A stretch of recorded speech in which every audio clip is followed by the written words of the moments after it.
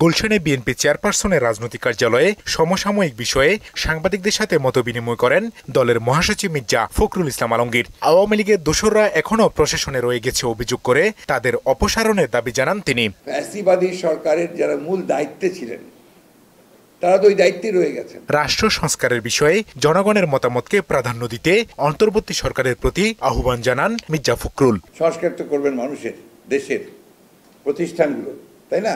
তো সেই প্রতিষ্ঠানগুলোকে মানুষ কিভাবে দেখতে চায় সেইগুলোর জন্য তো আপনার উচিত ছিল, আমি যেটা মনে করি, যে আগে রাজনীতিবিদদের সঙ্গে কথা বলা, তাদের কাছ থেকে প্রস্তাব চাওয়া। পিপলস পার্টিসিপেশন যেটা, সেটা যদি না থাকে কোনো সংস্কারই আপনার সাস্টেইনেবল হবে না। পার্বত্য চট্টগ্রামে অসন্তোষ নিয়েও কথা বলেন বিএনপি মহাসচিব। পার্বত্য চট্টগ্রামের ঘটনাটাকে আমি কোনো বিচ্ছিন্ন ঘটনা মনে করি না, এর সঙ্গে অনেক কিছু জড়িত আছে।